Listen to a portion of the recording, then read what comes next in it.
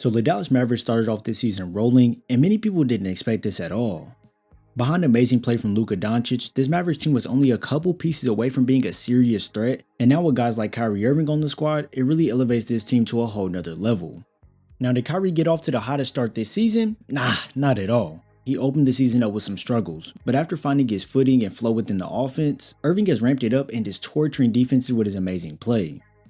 I saw on Twitter some people talking about how Kyrie uses all those dribbles but still takes contested shots, and that exact statement made me realize that there's probably a large group of people who think exactly the same way.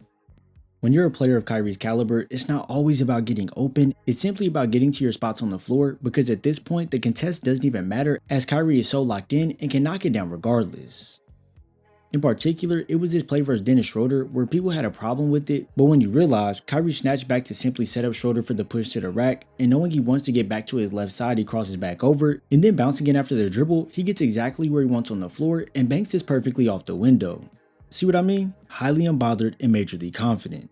Like, do you really think Irving is forced into these shots? He knows Gordon is tight on his hip and can make this a tough finish at the rim. So that's why he goes behind the back, changing directions going towards the middle, and then since Jokic is roasting marshmallows in the paint, Kyrie stops just short of the rim, avoiding a difficult finish over two defenders and opts into this fading jumper instead. Decisions, I'm telling you, it's all about choosing the right decision on the court. The defenses may think they have Kyrie stopped and will force him to retreat, but that's exactly when Kyrie says, "I'm not fucking leaving!" and further breaks down the defense to get the exact look he wants. Putting up 24 points a night on splits of 47% from the field and 38% from deep, it's really pick your poison when it comes to the defense, as he can go inside to grab a bucket, stop in the mid-range to rise up, or snipe you from downtown if you don't step up. Some defenders may start to think when the ball isn't in Kyrie's hands that they can relax a little, but oh my goodness, that spin away from Sabonis and Duarte leave them shell-shocked as they watch Irving drain the 8-foot fade. You gotta realize that these shots and adjustments on the fly are highly difficult, so when Kyrie's met by Collins on this cut, instead of forcing a tough layup attempt, he changes directions going towards the left and shoots the ball back going right while fading away from the defense. Now be honest with me, just from the little bit we've seen already, can you name many players around the league that possess this much offensive talent? If you can, please drop the names in the comments below. If you ask me, it's not many that come close to the level of skill Irving has. Many guys would shy away from taking this at two defenders on the break with their offhand, but for Kyrie, he's more than confident. And although he misses, Kyrie just being Kyrie, he gets his own board while being surrounded by 3 Magic defenders, and without hesitation, he takes one rhythm dribble and swishes it through. It takes a different level of confidence to immediately look for your shot after missing, but who are we kidding? Kyrie just might be one of the most confident players in the league. His game is full of tricks and flashy moves that make us all stare in amazement, and the best way we could describe his game is by saying it's majestic. When dealing with Kyrie, we must analyze things deeply, and it may seem like a very small detail, but on this fast break push, if you watch closely, you'll notice that Kyrie never gathers the ball with 2 hands, as he uses his off arm to shield defenders away, and with the hand that the ball is in, he keeps it nice and steady on his route to grab the bucket over 2 defenders. Versus the Magic, you can see it even better as he rejects the screen and initiates the contact with Houston. His left side is used to bump and bounce off the defender while his right is keeping the dribble alive pursuing the basket, and then once he's met by the help defender and Joe Ingles, Kyrie turns his layup gather into a short push shot. I know some of you are probably saying to yourself, well, doesn't every offensive player initiate the contact and use the other one to keep dribbling? And hey, I can't say you're wrong, but if you're trying to compare the way Irving does it to other players, then that's when I would say you're in the wrong. Kyrie does things in such a smooth and elegant manner that it simply can't be replicated. I personally thought speed boosting was a thing strictly for video games, but boy oh boy was I wrong, as Pat was literally waiting for Irving to come at him, but now look where Pat is after Irving boosts right past him. Just nasty, y'all already know. And he uses it once again here versus Dame, leaving him right in his tracks, and with a high level of concentration, he can convert this tough lay over Lopez for the and one.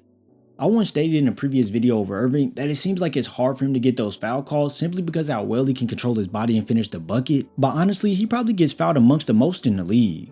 His creativeness and hang time puts defenders in sticky situations as they can get caught off guard a lot of the time, and before they even know it, the whistle is being blown and Kyrie is headed to the line. If you pay close attention, you'll see when Kyrie beats his man, he likes to angle the drive into their pathway so they can't contest him so easily, and since the big is usually helping off, well here's where he can pull up abruptly catching everyone off guard, and now he's granted a chance at the line for one more. Just so you know this isn't a one-off thing, let's run back the same action again. As Irving turns the corner sharply against Sochan, Kyrie knows he has him at his mercy since he's trailing the play, and the shot goes up while Sochan bumps into the back of Kyrie, and it's a bucket plus the freebie. Honestly, do you think you could draw up a scheme to contain Irving? I personally think it's one of the most difficult jobs a defense will have to do. When he's pushing at you, there has to be a million things running through your mind, and I've noticed that Irving has studied a little bit of Luka, as on some of these attacks, he's using the deceleration way more effectively. Receiving it at about half court, Kyrie knows he has the slower Brook Lopez on him, so he dashes down the floor, but knowing Giannis is ready to contest and that Lopez is trailing right on his side, he slows it down before getting in too close and catches them both off guard with his float over the top. This keen ability to change the pace in a split second will make defenders fly past him, or I'll be left flat-footed as they aren't expecting him to slow the game down so quickly and get up a shot. You see this with the Hezzies too, as Flynn gets stuck in the sand when Kyrie retreats back and serves the Hezzy, and now Kai can get right into that pull-up in that money zone. Have you caught on to what's going on yet? No matter what the defense does, Kyrie still gets anywhere he wants on the floor. Now why exactly is that? Well, Kai has so many different moves in his bag that help him maneuver on the court, and when you're equipped with so many weapons, all of them simply can't be stopped. I know after games the opposing coach be in that film room screaming, "Mop, do we need to do closeout drills? Cause boy, why is his feet sliding like that?" And honestly, there's just no explanation for this one. Just go ahead and pack him up and send him to the G League. He need to develop some more fundamentals cause this is unacceptable. Yeah, practice for them boys is gonna be a whole lot of running up and down. For Irving, night in and night out, he shows the opposing team that his arsenal is just way too much for them to keep up with, and they better just hope that he's having an off night. His impact for the Mavericks is huge, as when he's on the court, the team shoots 49% from the field, 41% from deep, and puts up 86 points. Having a player like this next to Luka opens up both of their games, as unlike most people thought, these two can really work well off one another. I was hearing all the things of, they're not going to work together, they're too ball dominant, Luka can't work next to Kyrie can't work next to Luka. But as you can see, Luka is letting Kyrie handle the ball a lot when both of them are on the floor, and even when Kyrie is off ball when sharing the floor with Doncic, well, he benefits greatly off the gravity Luka possesses.